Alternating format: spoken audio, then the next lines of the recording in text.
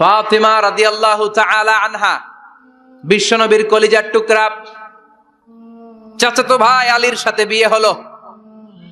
আলী যখন প্রস্তাব দিল ফাতেমার কাছে যে বলে, ও ফাতেমা রাজি আছো কিনা? চুপচাপ, কথা কয় না। বিশ্বনবী বুঝলেন রাজি, দুইজনকে বিয়ে পড়িয়ে দিলেন। বিয়ে পড়িয়ে দুইজনকে দাঁড় করিয়ে দিয়ে বিশ্বনবী ওযু করলেন। ওযু করার পরে সামান্য কিছু ওযুর পানি ছিল আলীর মাথার মধ্যে ছিটিয়ে দিলেন, বরকতের পানি। সুবহানাল্লাহ কইবেন না? সুবহানাল্লাহ। ওযু করে সাইয়েদনা আলীর মাথার মধ্যে ছিটিয়ে দিলেন আর দোয়া করে দিলেন, বারাকাল্লাহু লাকুমা ওয়া বারাকা আলাইকুমা ওয়া জামাআ বাইনাকুমা ফি খাইর। আল্লাহ তোমাদের দুইজনকে বরকত দিয়ে দাম্পত্য জীবন শুরু করার তৌফিক দান করুক। আবার দোয়া করলেন, আল্লাহুম্মা বারিক লাহুমা ফি বিনাইহিমা, ওদের সম্পর্কে বরকত দেন। ওয়া নাসালিহিমা, শিবলিহিমা, ওদের গর্ভে যে সন্তান আসবে এগুলোর শ্রেষ্ঠ সন্তান বানান। 1 বছরের ব্যবধানে ঘরটাকে আলোকিত করে প্রথম সন্তানের জন্ম হাসান। সুবহানাল্লাহ।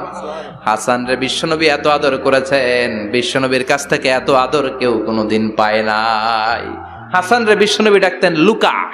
বুখারীর বর্ণনা, শব্দটা কি? লুকা মানে পিচ্ছি। ছোট বাচ্চাদেরকে আপনারা কি কন?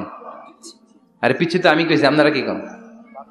বাচ্চা বলেন, বাবু বলেন, আর কিছু কি বলেন? আর আর কিছু নাই। তাহলে এই যে বাবু পিচ্ছি, হ্যাঁ, এই বাবু পিচ্ছি আরবি হচ্ছে লুকা। বিশ্বনবী ফাতেমার ঘরে এসে বলতেন, আইনা লুকা, পিচ্ছিটা কই রে? আমার হাসান কই, আমার নানা ভাই কই? আর বিশ্বনবীর আওয়াজ শুনলে হাসান এসে বিশ্বনবীর কাঁধে। আল্লাহু আকবার, আল্লাহু আকবার। বিশ্বনবী বলতেন, ফাতেমা আমার কলিজার টুকরা, যে ফাতেমারে কষ্ট দেয় সে আমারে কষ্ট দেয়, ফাতেমারে আনন্দ দেয় মানে আমি বিশ্বনবীরে আনন্দ দেয়। এই ফাতেমা সব সময় পর্দায় থাকতেন, দিনের বেলা বেরোতেন না, সারা দিনে টয়লেট করতেন একবার, সেটাও করতেন রাত্রে, যাতে দিনের বেলা কেউ তারে না দেখে। কি ব্যালেন্স লাইফ, কি ব্যালেন্স লাইফ! রাতে একবার টয়লেটে যাও মানে কি সারাদিন খাওয়া দাওয়া এরকম ব্যালেন্স করে করতেন। কেউ দেখতে পারে না ওনারে কেমন ছিল, কেউই জানতো না। এমন ভাবে চলাফেরা করতো, কোনো পুরুষদের সামনে দিয়ে কখনো যেতেন না। এজন্য ইন্তেকালের আগে আলীকে বললেন, আলী, বিশ্বনবীর ওসিয়ত অনুযায়ী কিছুদিন পরে আমি আমার বাবার সাথে সাক্ষাৎ করব। ইন্তেকালের সময় বেশি লোক আমার জানাজাতে আসার দরকার নাই, নিজেরা দোয়া করে দিলে চলবে। আর আমার জানাজার খাটিয়ার উপর দিয়ে বিশাল একটা বোরকা দিয়ে দিও। এটার আরবিতে বলে নাউশ। কি বলে? এই প্রথম কোন নারী তার খাটিয়ার উপরে নাউশ ব্যবহার করেছে, জন্য এটাকে বলে সুন্নাতু ফাতিমা, ফাতেমার সুন্নাত। সাইয়েদাতুনা ফাতেমার আগে কেউ জানাজার খাটিয়াতে নাউশ ব্যবহার করে নাই। আল্লাহু আকবার, আল্লাহু আকবার। আলীকে বলে গেলেন, আলী, অল্প কয়েকজন পুরুষ নিয়ে জানাজা দিও, বেশি মানুষের কাছে আমার নিও না। দুনিয়ার বুকে আমি লুকিয়ে লুকিয়ে চলতাম, মরার পরে লুকিয়ে লুকিয়ে আল্লাহর কাছে চলে যেতে চাই, পুরুষদের সামনে আমার নিও না। হাসান বলে, নানাজি, আপনার মেয়ের নামের বিচার, ফাতেমার নামের বিচার। বিশ্বনবী বললেন, ও হাসান, আমার মেয়ে ফাতেমার আবার কি বিচার, কি অপরাধ আমার ফাতেমার? হাসান হুসেন চোখের পানি ছেড়ে দিয়ে ডেকে বলে, নানাজি, আপনার মেয়ে আমাদেরকে খাবার দেয় না কেন? খাবার দেয় না কেন? বিচার দিলাম, গতকাল সারাদিন বলেছে রাত্রিবেলা খাবার দিবে, রাতে খাবার দেয় নাই। আমাদেরকে বলেছে তোমরা ঘুমিয়ে যাও, আমি রান্না করি, সকালে দিব। ঘুমায় গেলাম, সকালবেলায় খাবার চাইলাম, আপনার মেয়ে ফাতেমা তখন আমাদেরকে খাবার দেয় না। দাদা, আমরা ছোট্ট দুইটা মানুষ ক্ষুধার জ্বালায় বেহুশ হয়ে যাই, আর সহ্য করতে পারি না, আপনার মেয়ে খাবার দেয় না। দুপুর হয়ে গেল, দুইজনে কান্নাকাটি করি, আপনার মেয়ে এখন পর্যন্ত আমাদেরকে খাবার দেয় নাই। আমরা দুজন তো আর সহ্য করতে পারি না, কেন আপনার মেয়ে আমাদের সাথে এমন করে? আপনার কাছে বিচার দিলাম, আপনি বিচার করেন। বিশ্বনবী আর কি বিচার করবেন? ধা ধা করে বিশ্বনবী চোখের পানিগুলো ছাড়েন, হুসাইনকে জড়িয়ে ধরলেন, হাসান রে জড়িয়ে ধরলেন, ডেকে বললেন, হাসান রে কাছে আয়। বিশ্বনবী শাম দেশের জুব্বা পড়তেন, শাম দেশের জুব্বাটা উপরের দিকে উঠালেন, হাসান রে দেখালেন, এই তো দেখ, তোর নানার পেটের মধ্যে 3টা পাথর বাঁধা। একদিন না খেয়ে থাকার কারণে তোদের পেটে এত জ্বালা, এত কষ্ট। আমি বিশ্বনবীর পেটে গত 3 দিন যাবত কোনো দানা পানি পড়ে নাই। আমি বিশ্বনবী তো না খেয়ে আছি রে হাসান, আমি তো 3 দিন না খেয়ে আছি, আমার পেটেও তো কিছু নাই। নানাও কাঁদলেন, নাতিও কাঁদলেন, পুরো পৃথিবীও কাঁদলো, ঠিক কি না? ওই কঠিন ক্ষুধার দিন, ওই কঠিন দুর্ভিক্ষের দিন বিশ্ব নবী যদি তার স্পেশাল দোয়াটা করতেন, জান্নাত থেকে জিব্রাইলকে দিয়ে খাবারের বস্তা পাঠিয়ে দিত কে? ওই দিনও বিশ্ব নবী দোয়াটা করে নাই। আমার জন্য, আপনার জন্য, আমাদের জন্য দোয়াটা এখনো আসরাডাই। কি দিল দরিয়া নবী ছিল, নিজের বিপদের কথা ভুলে গিয়ে, নাতির বিপদের কথা ভুলে গিয়ে, ফ্যামিলির কথা ভুলে গিয়ে উম্মতের জন্য কেঁদেছে, ঠিক কিনা? গোটা বিশ্বের জন্য শিক্ষা এনেছে, সভ্যতা এনেছে, আমাদেরকে ভদ্রতা শিখিয়েছে। আর ওই নবীরে গালি দেয় এরকম কিছু ব্লগার বাংলার জমিনে আছে না নাই? তারা মানুষ নাকি শয়তান? এগুলো পিতৃ পরিচয়হীন জারদ সন্তান, জোরে বলেন ঠিক কিনা? দুই জায়গায় কেউ যদি আমাদেরকে ইনসাল্ট করে আমরা সহ্য করতে পারি না। এক হচ্ছে কোরআন, কোরআনকে নিয়ে গালি দিলে আমাদের কলিজায় আগুন আছে না নাই? বিশ্ব নবীরে গালি দিলে কলিজায় আগুন ধরে যায়। যদি না ধরে যায় তুমি মুমিন নও, তুমি মুনাফিক। চিল্লা এখন ঠিক কিনা? আসল মানুষের বড় অভাব, অন্যের দুঃখে কাঁদবে, অন্যের জ্বালা নিজের অন্তরেও জ্বালার সৃষ্টি করবে, সেই মানুষ আর নাই, ঠিক কিনা? বিশ্ব নবীর আগের গুনাহও নাই, পরের গুনাহও নাই, তারপরেও মুনাজাতে হাউমাউ করে কাঁদতেন। তিনি দোয়ায় বলতেন, আল্লাহ ইন্নী আব্দু কবনু আব্দি কবনু আমাতিক নাসিয়াতি বিয়াদিক। ও আল্লাহ, আমি আপনার গোলাম, গোলামের ঘরের গোলাম, বান্দির ঘরের গোলাম। আল্লাহ আমি আপনার গোলাম, গোলামের ঘরের গোলাম, মানে আমার বাপ আব্দুল্লাহ আপনার গোলাম, আমরা গোলাম বংশের। সুবহানাল্লাহ। গোটা বিশ্বের শ্রেষ্ঠ মানুষটা নিজের গোলাম বলতে দ্বিধাবোধ করতো না, বলতো আমি আপনার গোলাম, গোলামের ঘরের গোলাম, বান্দির ঘরের গোলাম, নাসিয়াতি বিয়াদিক। আমার মাথার চুলের ঝুঁটি আপনার হাতের মুঠোয়, আমার চুলের ঝুঁটি আপনার হাতের মুঠোয়, গোলামের মতো যেখানেই টানবেন আমি ওখানেই যাব। আল্লাহু আকবার। এই ছিল বিশ্বনবীর বিনয়। নিজেকে গোলাম বলতে স্বাচ্ছন্দ্য বোধ করতেন, কোনোদিন জীবনে অহংকার করেন নাই। কোনদিন বিশ্বনবী কারোর সাথে মুসাফা করতে যে নিজে আগে হাত টানেন নাই, যতক্ষণ না ওই লোকটা তার হাত টেনে নিয়েছে। সুবহানাল্লাহ। আর বিশ্বনবীর হাত ছিল আলিয়ানু মিনাদ দিবাজ, রেশমের কাপড়ের চেয়েও নরম। সিল্ক চিনেন? সিল্ক, সিল্কের কাপড়ের চেয়ে বিশ্বনবীর হাত ছিল নরম। এই নরম হাত মুসাফার মধ্যে যে একবার পাইতো কেউ ছাড়তে চাইতো না, ধরেই রাখতো। আর বিশ্বনবী নরম হৃদয়ের নবী, কেউ যদি না ছাড়ে বিশ্বনবীও ছাড়তেন না। সুবহানাল্লাহ। ওই নবী মুনাজাতে কাঁদতেন। এজন্য ভাইরা এই কথা বললেন না আল্লাহ আমার দোয়া শোনে না, আপনি দোয়ার মতো দোয়া করেন নাই, এজন্য শোনে নাই, ঠিক কি না? দোয়া কবুল হওয়ার রহস্য হচ্ছে চোখের পানি। বিশ্বনবী বললেন, দুইটা চোখের পানি আল্লাহর কাছে সব চাইতে সেরা। এক হলো জিহাদের ময়দানে রক্তের ফোঁটা, দ্বিতীয় হলো আল্লাহর ভয়ে মোনাজাতের মধ্যে চোখ থেকে বেয়ে বেয়ে পড়া পানির ফোঁটা। আবার বিশ্বনবী বললেন, অনুশোচনার চোখের পানি চোখ দিয়ে নাকের ডগা বেয়ে বেয়ে জমিনে পড়ার আগে ওই দোয়াটা কবুল করে নেয় কে? এজন্য চাওয়ার সময় নিজেরা ছোট করেন, বলবেন আল্লাহ আমি আপনার গোলাম, গোলামের ঘরের গোলাম, বান্দির ঘরের গোলাম, আমার চাইতে ক্ষুদ্র ছোট কেউ নাই, এমন কোন গুনাহ নাই আমি করি নাই, তুমি ছাড়া আমারে পার করার কেউ নাই, ঠিক কিনা? এরকম দোয়ার মধ্যে নিজেরে ছোট করে দেন, আপনার দোয়া কবুল করবে কে? এজন্য সব সময় চাইবে একজনের কাছে, তিনি কে? একদল আছে বা এক শ্রেণীর লোক আছে, রোগে যখন পড়ে তখন আল্লাহরে ডাকে, রোগ ভালো হয়ে যায় আল্লাহরে ভুলে যায়, আছে না নাই? নির্বাচনের আগে আল্লাহরে ডাকে, নির্বাচন শেষ আল্লাহরে ভুলে যায়, আছে না নাই? সমস্যায় পড়েছে আল্লাহরে ডাকে, সমস্যা নাই আল্লাহরে ভুলে যায়, আছে না নাই? রব্বুল আলামিন বলেন স্পেশাল কিছু সময় আছে, ওই সময় দোয়া করলে দোয়া কবুল করে নেয় কে? তাহাজ্জুদের সময় দোয়া করবেন।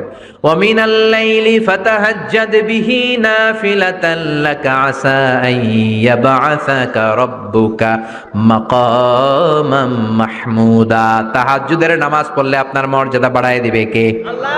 এখন হুজুর আমরা তো ফজরই পড়ি না, তাহাজ্জুদ কখন পড়মু? তাহাজ্জুদ তো তাদের যারা ফজর পড়ে, ঠিক কি না? ফজরই তো পড়ে না, তাহাজ্জুদ কখন? ফজরের সময় মসজিদের বেহাল দশা। ফজরের সময় যত মসজিদে নামাজ পড়লাম খালি মুরব্বী চাচাদেরকে পাওয়া যায়, ইয়াং ছেলেরা নাই। ফজরের নামাজ মুরব্বীদের জন্য নয়, ফজরের নামাজ তোমাদের মতো ইয়াংস্টার যারা আছো তাদের জন্য, ঠিক কি না? এই যৌবন বয়সের ইবাদত আল্লাহর কাছে সবচাইতে প্রিয়। খেয়াল করে বোঝার চেষ্টা করো, যুবক বয়সে যদি গভর্নমেন্ট সার্ভিস করো, বার্ধক্যে উপনীত হলে পেনশন আছে না নাই? অনুরূপ ভাবে যুবক বয়সে যদি ইবাদত করো, বার্ধক্য অবস্থায় ইবাদত করতে না পারলেও পেনশনের হিসাবে তোমার আমলনামায় সওয়াব দিয়ে দিবে কে? এজন্য যুবক বয়সের ইবাদত আল্লাহর কাছে প্রিয়। মসজিদ তখন ধরে যখন আর কাজ করার সুযোগ নাই। মসজিদে তখন যায় যখন কেউ চাকরিতে নেয় না। মসজিদে তখন যায় যখন ঘরের কেউ তার সাথে কথা বলতে চায় না, মানে বয়স হয়ে গেছে 70। তখন দাড়ি রাখে যখন শেভ করতে গেলে হয় গাল কাটবে নয় ব্লেড ভাঙবে, ঠিক না?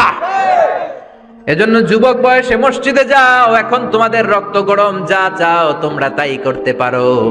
যেই মুরব্বী বাবাদের দাড়িগুলো পাকা হয়ে গিয়েছে তারাও তোমাদের মতো ওই বয়সটা পার করে এসেছে, ঠিক কি না? দুদিনের দুনিয়া, অল্প কয়েকটা বছরের ব্যবধানেই তোমার চুল পাকতে শুরু করবে, তোমার এই রক্ত গরম শরীরটাও ঠান্ডা হয়ে যাবে, তোমার আশেপাশে আর কেউ ঘুরবে না, কেউ তোমারে ডাকবে না, কেউ তোমারে গুনবে না। চিল্লায় বলেন ঠিক কি না? এজন্য কিয়ামতের দিন বিশ্বনবী বলেন, বনি আদম 5টা প্রশ্নের উত্তর না দিয়ে কেউ পা নাড়াতে পারবে না। এর মধ্যে একটা প্রশ্ন হলো, যৌবন বয়সটা তুমি কেমন কাজে লাগিয়েছো? যৌবন বয়সে কি ইসলামের পক্ষে স্লোগান দিয়েছো নাকি আমার বামপন্থীদের দলে গিয়েছো, ঠিক কি না? যৌবন বয়সে কি তাফসির মাহফিলে গিয়েছো নাকি মমতাজের গানের কনসার্টে গিয়েছো? যৌবন অবস্থায় তুমি কি কোরআনের অর্থ পড়েছো, ইসলামী সাহিত্য পড়েছো নাকি চটি বই পড়েছো, ঠিক কিনা? পাই টু পাই কিয়ামতের দিন জিজ্ঞেস করবে কে? আল্লাহ। চিল্লায় বলেন কে? আল্লাহ। এজন্য তাহাজ্জুদের অভ্যাস করেন। যারা তাহাজ্জুদ পড়ে তাদের চেহারায় একটা আলাদা গ্লেস আছে। লোকটা কালো হলেও, যদি কালো রঙের লোক হয়, একটা গ্লেস আছে। আমার অনেক কালো বন্ধু আছে। আমি মিশরে পড়েছি, students of more than 100 nationalities, we used to study, stay and dwell in the same place. 100টারও বেশি দেশের ছাত্র থাকতাম। আমার অনেক আফ্রিকান বন্ধু ছিল, কুচকুচে কালো, তেল তেলে, কিন্তু কালো হলেও চেহারা একটা সৌন্দর্য আছে না নাই? এজন্য কালো মানুষও যদি তাহাজ্জুদ পড়ে চেহারায় নূর বাড়িয়ে দিবে কে? 2 নম্বরে হলো আযান আর ইকামতের মাঝখানে যদি দোয়া করে, ওই দোয়া কবুল করে কে? এটা অনেকে জানে না। আযান দিয়েছে, মসজিদে গিয়েছে, সুন্নত নামাজ পড়ে বসে আছে, কখন ইকামত হবে, আরো 5 মিনিট বাকি, মাথা চুলকায়, আছে না নাই? মোবাইল টেপাটেপি করে, ফেসবুকিং করে, ঘড়ির দিকে তাকায় আছে, ঘড়ির কাঁটাও ঘুরে, ওর মাথাও ঘুরে, আছে না নাই? তো বসে থাকবা কেন তুমি? 5 মিনিট সময় আছে, চাইতে হবে কার কাছে? বাজারে যাওয়ার সময় যেমনি আপনি লিস্ট করে নিয়ে যান, এটা লাগবে ওটা লাগবে, মসজিদে যাওয়ার সময় মোবাইলের টুকি নিয়ে যান, কাগজের টুকি নিয়ে যান। আল্লাহ আমার সুন্দরী বউ লাগবে, বউ দাও, দিবে কে? এই বেটা, দিবে কে? নেককার বিবি লাগবে, দিবে কে? গোল্ডেন এ প্লাস পেতে চাই, দিবে কে? উমরা করতে চাই, পাসপোর্টে ভিসা লাগে না, ভিসা করে দিবে কে? দুরারোগ্য ব্যাধি, অনেক ওষুধ খেলাম, অনেক দেশে গেলাম, কোন ডাক্তার ভালো করতে পারে না, কিন্তু ডাক্তারেরও বড় ডাক্তার আছে না নাই? কেউ যেটা পারে না, পারে কে? আযান ইকামতের মাঝখানে দোয়া আল্লাহ ফেরায় না। হাদিসে এসেছে, দুআ লা ইরাদ্দু বাইনাল আযানি ওয়াল ইকামা। আযান এবং ইকামতের মাঝখানের সময়টাতে দোয়া করবেন। তারপরে বিশ্বনবী বললেন, দুবুরাস সালাওয়াতিল মাকতুবা, ফরজ নামাজের পরে দোয়া করলে কবুল করে কে? আল্লাহ। এই তাসবির সুন্নাত নাই। মানুষগুলো এত অস্থির, সালামের পরে কখন বেরোবে, কখন বেরোবে, মনে হয় পাবলিক টয়লেটে ঢুকছে, ঠিক কি না? মনে হয় পাবলিক টয়লেটে এসেছে। মসজিদে ঢুকেছো, আল্লাহুম্মা বলে তুমি ঢুকে গেলা আল্লাহর নাম নিয়ে, যখন মসজিদে ঢুকে গেলা তোমার মাথার উপরে রহমত ঢালছে কে? মসজিদ হচ্ছে রহমতের জায়গা। সালাম ফেরানোর পরে তাসবিহ পড়েন, তারপরে আপনি দোয়া করেন। এজন্য সালাম ফেরানোর পরে দোয়া কবুল করে কে? আল্লাহ। এরপরে বিশ্বনবী বললেন, ইনদা নুজুলিল মাতার, আকাশ থেকে যখন বৃষ্টি নামে, ওই বৃষ্টি নামার সময় যদি দোয়া করেন, দোয়া কবুল করে কে? আল্লাহ। আদ-দুআউ লা ইরাদ্দু তাহতাল মাতার। তুফান, ওই বৃষ্টি না, ভ্যাপসা একটা গরম, এই গরমটাকে দূরে সরিয়ে দেওয়ার জন্য একটা ঝিরিঝিরি ঝিরিঝিরি বৃষ্টি পড়ে।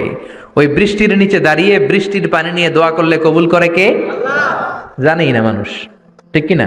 বরং বৃষ্টি আসলে গান গাওয়া শুরু করে দেয়, এই বৃষ্টি ভেজা রাতে তুমি চলে যেও না, আছে না নাই? তো চলে যাবো না, কি করবো, থেকে যাবো তোমার সাথে? এগুলো করা যাবে না। বৃষ্টি রহমতের বৃষ্টি, তুমি বৃষ্টি হাতে নিয়ে দোয়া করো। সুন্দরী বউ লাগবে, দিতে পারে একজন, তিনি কে? আল্লাহ। এজন্য চাইতে হবে একজনের কাছে, তিনি কে? কদরের রাতে দোয়া করলে আল্লাহ কবুল করে, খতমে কোরআনের পরে দোয়া করলে আল্লাহ কবুল করে, হজের মানাসিকুল হজের মধ্যে যে দোয়া করলে কবুল করে, মুসাফির দোয়া করলে কবুল করে, রোজাদার ব্যক্তি দোয়া করলে আল্লাহ কবুল করে, মাজলুম ব্যক্তি দোয়া করলেও আল্লাহ কবুল করে। এজন্য বিশ্বনবী বলেছেন, ইত্তাকু দাওয়াতাল মাজলুম, মাজলুমের বদদোয়ারে ভয় করো। ফা ইন্না লাইসা বাইনাহু ওয়া বাইনাল্লাহি হিজাব, তার আর তার আল্লাহর মাঝে কোনো পর্দা থাকে না। মাজলুম দোয়া করলেই কবুল, সুবহানাল্লাহ। এরপরে স্পেশাল দোয়া হলো মা বাবার দোয়া। এই দোয়া কোনোদিন ফিরে না, সুবহানাল্লাহ পড়েন। রাজি আছেন মা বাবার কাছে দোয়া চাইতে? রাজি আছেন তো? কোন ঘর আছে যে ঝগড়া হয় না? এরকম কোন ঘর পৃথিবীতে নাই। ঝগড়া হবে, মা বাবার সাথে মিস আন্ডারস্ট্যান্ডিং হবে, হয়ে যেতে পারে দু চার কথা, কিন্তু ক্ষমা চাইতে হবে, ঠিক কিনা? মা বাবার শুধু দোয়াটাই কবুল নয়, মা বাবার দোয়াও কবুল, বদদোয়াও কবুল। কি আজীব তামাশা! এমন যদি হয়তো দোয়াটা কবুল হয় কিন্তু বদদোয়াটা কবুল হয় না, তাহলে তো বাইসা যেতাম, ঠিক কিনা? কিন্তু দোয়াও কবুল, বদদোয়া। আমাদের সবচাইতে বড় পীর হবে আমার বাবা, সবচাইতে বড় পীর হলো আমার মা। সবচাইতে বেশি আমরা যার কাছে দোয়া চাইতে যাব তিনি হলেন আমার বাবা, তিনি আমার মা। চিল্লায় বলেন ঠিক কিনা? বিশ্বনবী মক্কা থেকে মদিনায় হিজরতের আগে মদিনায় দুইটা গোত্র ছিল।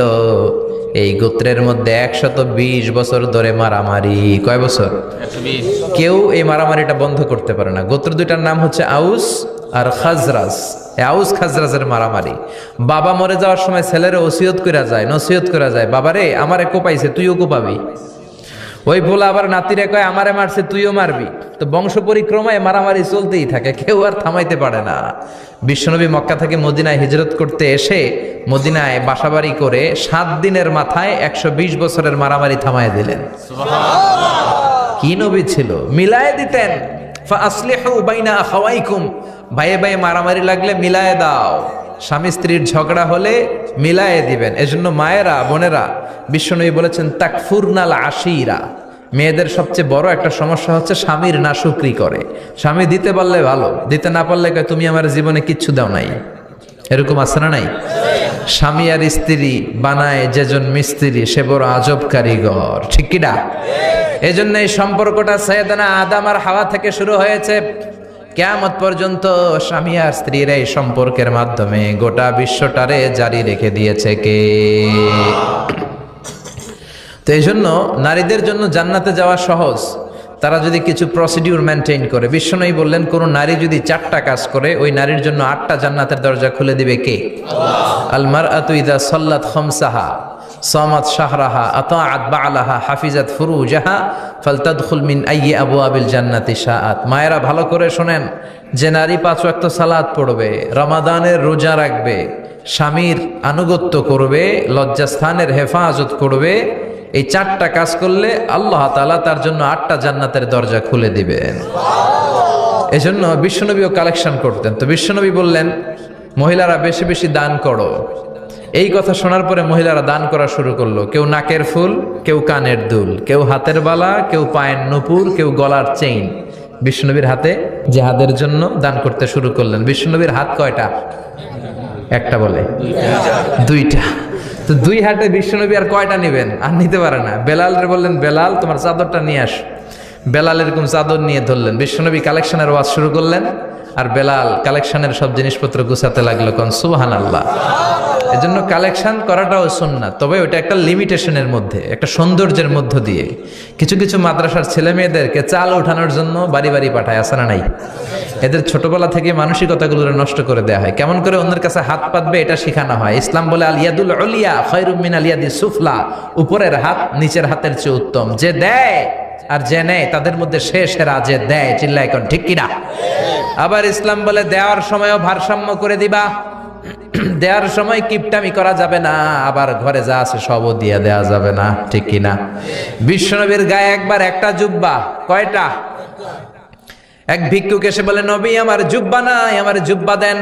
দয়ার নবী, মায়ের নবী নিজের জুব্বাটা খুলে দিয়ে ওই ভিক্ষুকের হাতে তুলে দিলেন। এখন নবীর গায়ে কোনো জুব্বা নাই।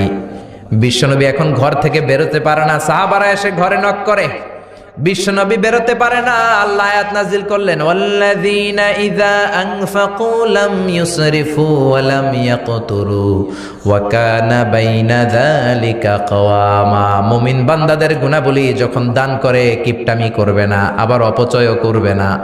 এই আয়াত দিয়ে আল্লাহ বুঝাতে চাইলেন, নবীরে ধমক দিলেন, ও নবী 2টা জামা থাকলে একটা দিতেন, তিনটা থাকলে একটা দিতেন, একটা যখন ছিল এটা দিলেন কেন? এখন নিজে পড়বেন কি? সুবহানাল্লাহ কইবেন না? ইসলাম তো ব্যালেন্সড রে ভাই, ইসলাম ভারসাম্যপূর্ণ। ইসলামের সব বিধানগুলো আপনার সাথে স্যুট করবে, ম্যাচ করবে, এটা জীবন ঘনিষ্ঠ। ইসলামে এমন কোনো বিধান দেয়া হয় নাই যেটা আপনার খারাপ লাগবে। অন্যান্য সব ধর্মের প্রতি শ্রদ্ধা রেখেই বলি, আমার ইসলাম যে আহকাম আমাদেরকে দিয়েছে এরকম বিধান কোনো ধর্মের ভেতরে নাই। চিল্লা এখন ঠিক কিনা?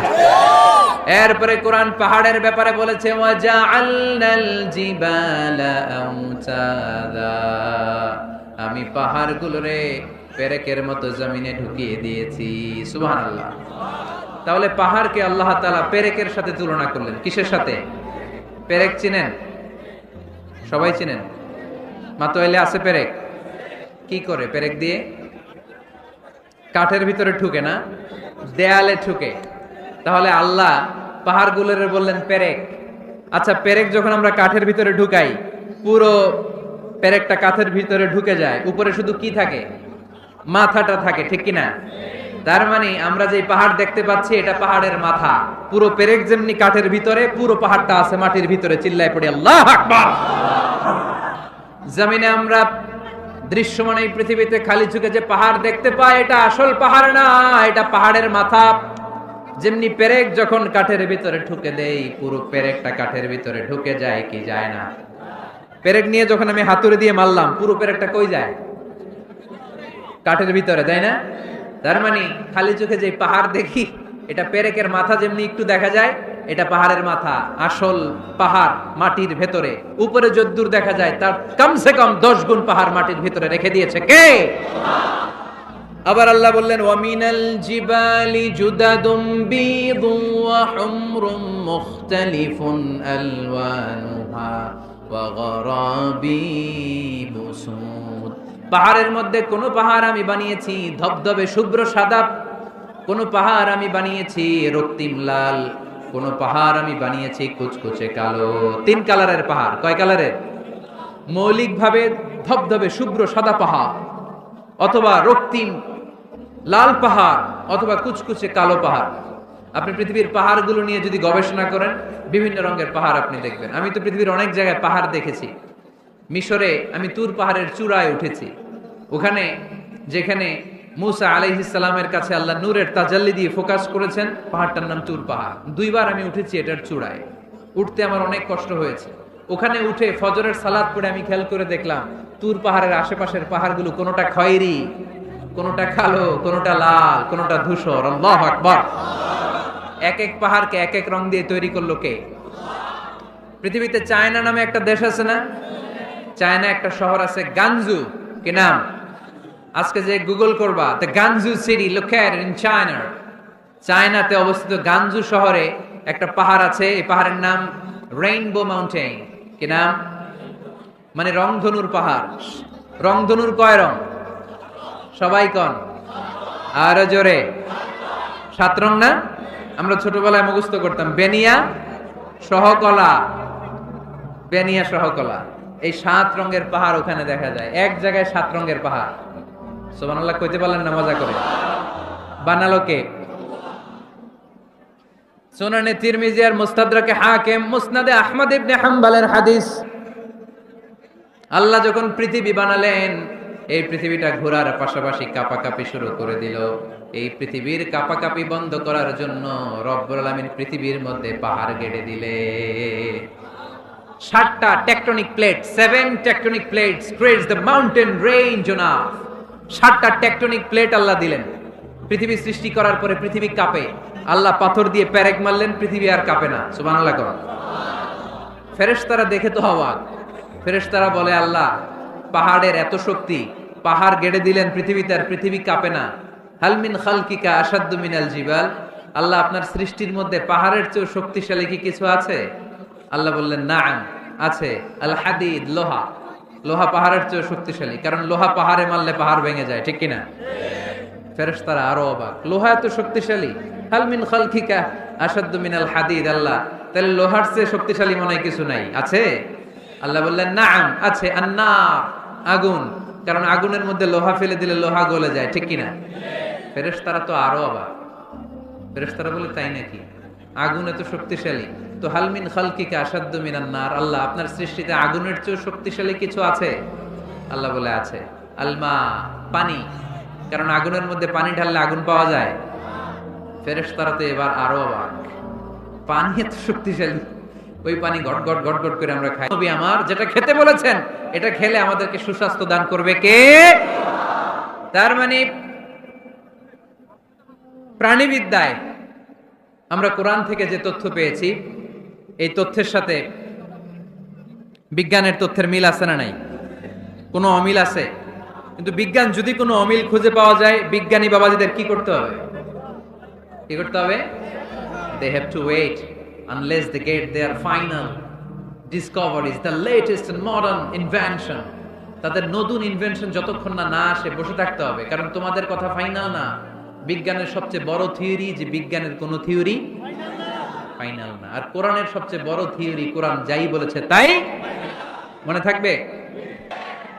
এজন্য কোনো কিছু যদি বিজ্ঞানী ভাইয়েরা অমিল পান, ওয়েট, বসেন, রিল্যাক্স, চা খান, ঠান্ডা মাথায় চিন্তা করেন, আরো গবেষণা করেন, যে এটা অমিল পাইছেন, গবেষণা বেশি বেশি করলে ওইটাও মিল পেয়ে যাবে, ঠিক কিনা? যারা অন্ধকারে সুন্দরী নারী পেলে ধর্ষণ করতে দেরি করে না, চিল্লায় বলো ঠিক কিনা? এই জন্য নারীদেরকে সম্মান দিয়েছে ইসলাম। সাইয়েদনা আদম আলাইহিস সালাম আর হাওয়া আলাইহিস সালামকে শয়তান জান্নাতে নেকেট করতে চেয়েছে। ওই শয়তানের মিশন দুনিয়াতে আজ আছে না নাই? আল্লাহ বললেন ওয়াত-তিনি ওয়াজ-যাইতুনি ওয়া তুরি সিনিনা ওয়া হাযাল বালাদিল আমিন। তো সূরা ৩ এর কসম কাটলো কে? ডুমুর ফলের কসম কেটেছেন। এরপর আল্লাহ বলেছেন ওয়াজ-যাইতুন, যাইতুনের কসম। যাইতুন মানে অলিভ অয়েল, যাইতুন মানে কি? Olive oil. জলপাই, বাংলায় বলে জলপাই। বাংলায় কি বলে? জলপাই। জলপাই খাইছেন আপনারা? জি। বাংলাদেশের জলপাই আর আরব দেশের জলপাইয়ের মধ্যে একটু পার্থক্য আছে। এই যাইতুন, অলিভ অয়েল বা জলপাই, এটা হিল ট্রাক্টস, পাহাড়ি এরিয়াতে জন্মায়। বিষ্ণু বলেছেন কুলু যাইত ওয়াদাহিনু, যাইতুনের তেল খাও, তেল দাও, তেল মালিশ করো। যাইতুনের তেলে আল্লাহ বরকত ঢুকায় দিয়েছে। আপনার দেহের যে ব্যাড কোলেস্টেরল লেভেল আছে এটাকে নামিয়ে ফেলবে, সুবহানাল্লাহ পড়ো। যাইতুনের তেল দাড়িতে মাখবেন, চুলে মাখবেন, দাড়ি চুল সহজে পাকবে না। যৌবনকে আমরা ধরে রাখতে চাই না, তাহলে যাইতুনের তেল খাবেন। এটাকে সালাদের মধ্যে ইউজ করা যায়, সালাদে ড্রেসিং করার জন্য ইউজ করা যায়। তিন ধরনের যাইতুন আছে। একটা হচ্ছে extra virgin, less than 1% acid দিয়ে এটাকে পিউরিফাই করে। নোয়াখালীতে কোনো সুপার শপ আছে কিনা? কেনাকাটা নোয়াখালী সুপার মার্কেট। আচ্ছা, আর কি আছে? কেনাকাটা। এই কেনাকাটা বা স্বপ্ন বা আগরা, এগুলোর ক্ষেত্রে আপনারা এই যাইতুনের তেল পাবেন। এটা খাবেন, এটা বাচ্চাদের গায়ে মালিশ করবেন। চামড়ার মধ্যে মালিশ করলে, ম্যাসেজ করলে চামড়ার ত্বকের মধ্যে ভাঁজ পড়বে না, আপনার যৌবন আপনি ধরে রাখতে পারবেন। আলহামদুলিল্লাহ পড়ুন। আবার বিশ্বনবী বলতেন এই যাইতুন গাছটা এত বরকতের গাছ, যাইতুন ফল খাওয়া যায়, যাইতুনের তেল মালিশ করা যায়, আবার যাইতুনের ডাল ভেঙে মেসওয়াক করা যায়। নি'মাস সিওয়াকি যাইতুন ফাইন্নাহু সিওয়াকি ওয়া সিওয়াকুল আমবিয়া মিন ক্বাবলি। যাইতুনের ডালের মেসওয়াক কতই না ভালো মেসওয়াক, কারণ এটা দিয়ে আমিও মেসওয়াক করি। আমার আগের সব নবীরা যাইতুনের ডাল ভেঙে ভেঙে মেসওয়াক করতেন। চিৎকার করে বলেন সুবহানাল্লাহ। আল্লাহ বললেন ওয়াত-তিনি ওয়াজ-যাইতুনি ওয়া তুরি সিনিনা ওয়া হাযাল বালাদিল আমিন। তিন ফলের কসম, যাইতুন ফলের কসম কাটলো কে?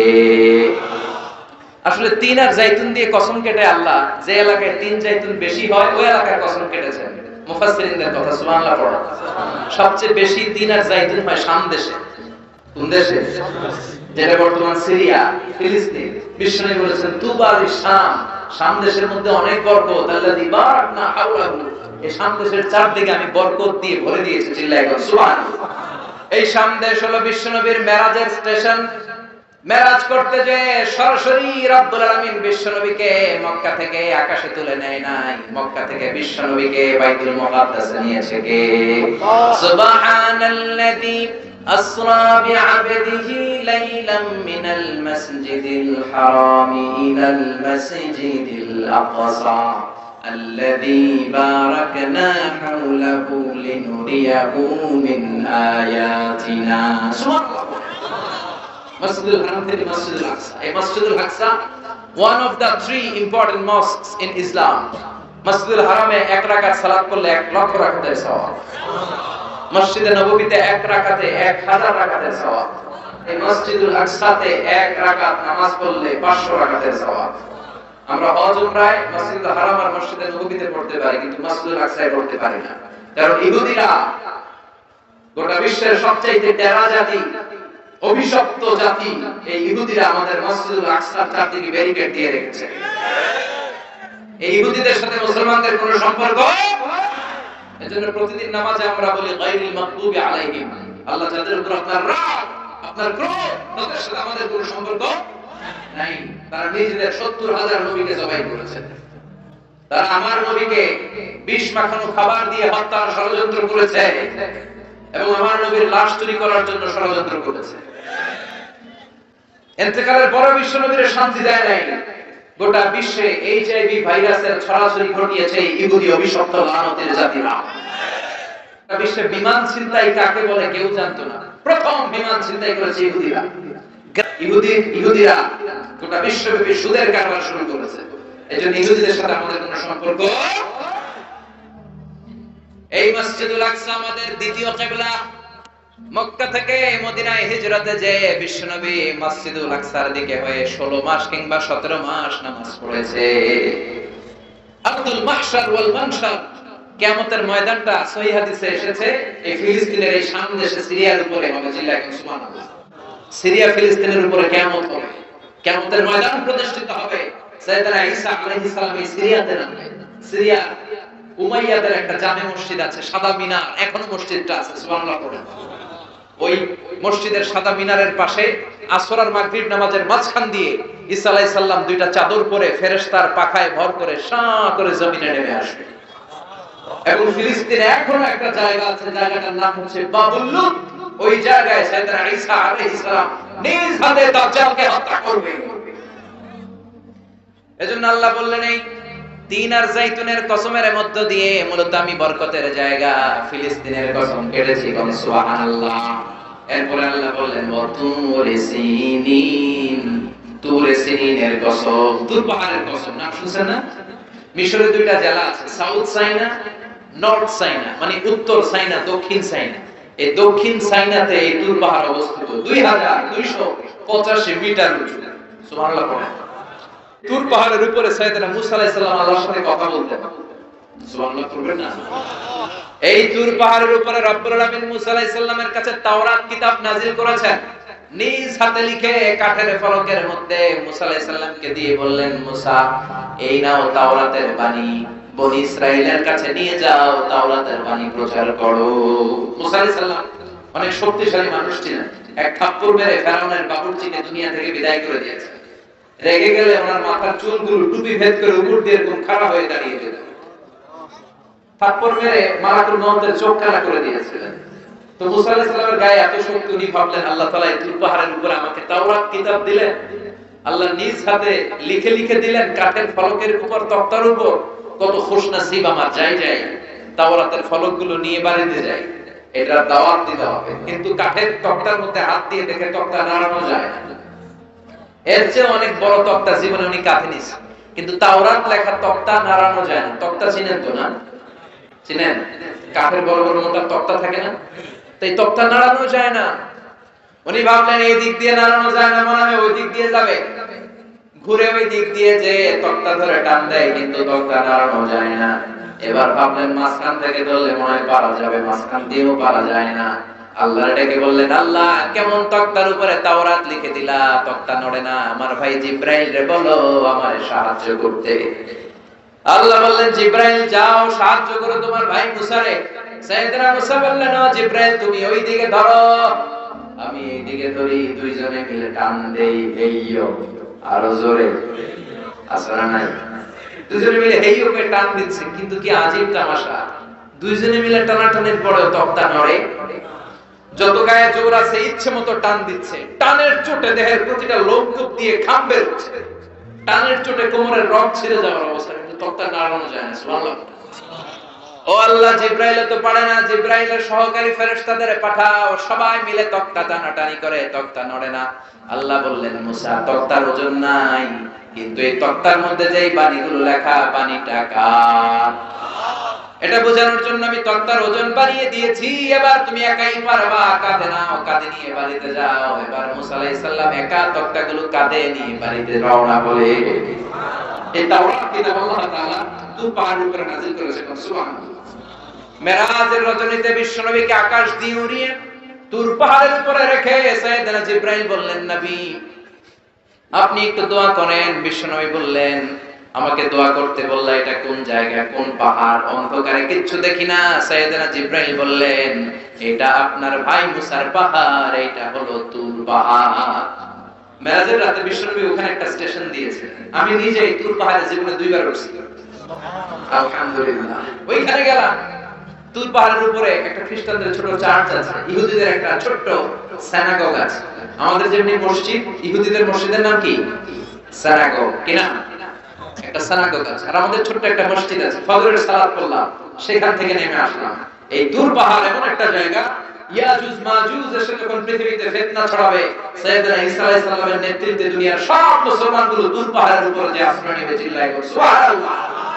এজন্য আল্লাহ বললেন, ওয়াত-তিনি ওয়াজ-যাইতুনি ওয়া তুরি সিনিনা ওয়া হাদাল বালাদিল আমিন। তার মানে তিন আর জাইতুন দিয়ে আল্লাহ ফিলিস্তিনের কসম কাটলেন, তুর পাহাড়ের মধ্য দিয়ে আল্লাহ মিশরের কসম কাটলেন, আর সর্বশেষে ওয়া হাদাল বালাদিল আমিন, এই নিরাপদ শহরের কসম বলে আল্লাহ মক্কাতুল মুকাররমার কসম কাটলেন। চিৎকার করে বলেন সুবহানাল্লাহ। এই তিনটা দেশে বড় বড় তিনজন নবীকে পাঠিয়েছে কে? ফিলিস্তিন হলো সাইয়েদনা ঈসা নবীর জন্মস্থান, মিশর হলো মুসা নবীর জন্মস্থান, মক্কাতুল মুকাররমায় বিশ্ব নবীর জন্মস্থান। আসরানে কথা যারা করেছেন দেখবেন সৌদি গভর্নমেন্ট বিশ্ব নবীর জন্মস্থানটাকে চিহ্নিত করে রেখেছে।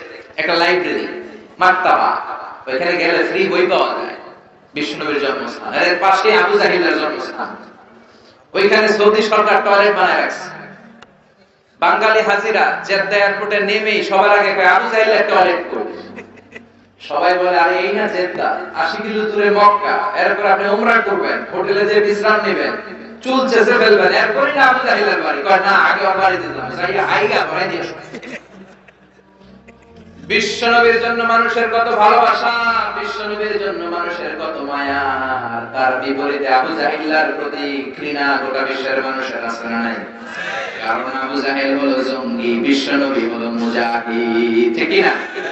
এজন্য বিশ্বনবী বলতেন, মক্কা তো আহাব্বুল বিলাদ ইলাইয়া, মক্কা হলো আমার কাছে সবচাইতে প্রিয় জায়গা। লাউলা খরিজতু লামা খারাজতু, মক্কা থেকে জোর করে যদি আমাকে কুরাইশরা বের করে না দিত, আমি কোনোদিন মক্কা ছাড়তাম না। সুবহানাল্লাহ। আল্লাহ বললেন, এটা হচ্ছে মাসাবাতান লিন-নাসি ওয়া আমনা, সব মানুষের মিলন কেন্দ্র। কাবায় যখন আযান হয়, তখন মৌমাছির বাসার দিকে মৌ পোকাগুলো যেমনি ভনভন ভনভন করে ছুটে, সবগুলো মুসল্লি কাবা ঘরের দিকে ছুটতে থাকে, চিৎকার করে পড়েন সুবহানাল্লাহ। আল্লাহু আকবার বললে লক্ষ লক্ষ মুসল্লিরা কাবার চারদিকে সেনাপতির কমান্ড আসার সাথে সাথে যেমনি মুহূর্তের মধ্যে গোল হয়ে দাঁড়িয়ে যায়, সবগুলো মুসল্লি, লক্ষ লক্ষ মুসল্লি 5 সেকেন্ডের ব্যবধানে সব গোল হয়ে দাঁড়িয়ে যায়। চিল্লায় কর সুবহানাল্লাহ। এজন্য আল্লাহ বললেন, এটা হলো বরকতের জায়গা, নিরাপত্তার জায়গা। প্রতিদিন কাবা ঘরকে কেন্দ্র করে রব্বুল আলামিন 120টা রহমত নাযিল করে থাকে। কয়টা? জোরে বল। 60 লিত-তাওয়াফিন, 60টা রহমত যারা তাওয়াফ করে। 7 টার্নস মেক আ তাওয়াফ। কাবার একটা কর্নারে একটা স্টোন আছে, ব্ল্যাক স্টোন, হাজারুল আসওয়াদ। এটাতে কিস করলে জীবনের সব গুনাহ এই স্টোনে, পাথরটা টেনে নিয়ে যায়। কিয়ামতের দিন আল্লাহ এই পাথরকে একটা ঠোঁট দিবে, জিহ্বা দিবে, আর দুইটা চোখ দিবে, আর পাথরটাকে দাঁড় করাবে। কিয়ামতের ময়দানে পাথরটা দাঁড়িয়ে দাঁড়িয়ে বলবে, আল্লাহ, এই মুসল্লি, এই হাজী, এই উমরা পালনকারী আমাকে চুমু দিয়েছিল, এরে তুমি জাহান্নামে ঢোকাতে পারবে না। 120টা রহমতের মধ্যে থেকে 60 লিল তাইফিন, 60টা রহমত তাওয়াফকারীদের জন্য। 40 লিল মুসাল্লিন, 40টা রহমত যারা কাবার চারদিকে নামাজ পড়ে তাদের জন্য। ওয়াল 20 লিন নাযিরিনা ইলাল কাবা, বাকি 20টা রহমত যারা তাওয়াফ করে না, নামাজও পড়ে না, শুধু কাবার দিকে নজর করে তাকিয়ে থাকে। কাবার দিকে নজর করে তাকালেই সব। যেতে মনে চায় না? কাবারে দেখতে মনে চায়? কার কার হাত তুলে আল্লাহ দেখা। কসম কাটলেন 3টা, চিৎকার করে বলতে হবে কয়টা? তিনটা কসম কেটে কত গুরুত্বপূর্ণ একটা কথা বলবেন, এটা না শুনেই চলে যাবেন? আল্লাহ বললেন লাকাদ খালাকনাল ইনসানা ফি আহসানি তাকওয়িম, আমি মানুষকে অসাধারণ চমৎকার এক আকৃতি দিয়ে তৈরি করেছি। সুবহানাল্লাহ। মানুষের আকৃতি গঠন যে কত সুন্দর আপনি কল্পনাও করতে পারবেন না। যারা হিউম্যান অ্যানাটমি, প্রাণীবিদ্যা বা মরফোলজি, আকৃতি সংক্রান্ত জীববিদ্যা নিয়ে পড়াশোনা করে তারা বুঝবে মানুষের চেহারার সাথে পৃথিবীর কোন প্রাণীর কোন মিল আছে? পৃথিবীর সবগুলো কুকুরের কেন্দ্রীয় চেহারা প্রায় একরকম, পৃথিবীর সব ছাগলের চেহারা একরকম, সব গরুর চেহারা একরকম, কিন্তু পৃথিবীতে 700 কোটি মানুষের বসবাস, একটা মানুষের চেহারার সাথে আরেকটা মানুষের চেহারার মিল আছে? আরো কত 700 কোটি পৃথিবীতে ছিল, এখন কবরবাসী। আরো কত 700 কোটি কিয়ামতের আগ পর্যন্ত আসবে। একটা মানুষের চেহারার ব্লুপ্রিন্টের সাথে, ডিজাইনের সাথে পৃথিবীর আরেকটা মানুষের চেহারার কোনো মিল আছে?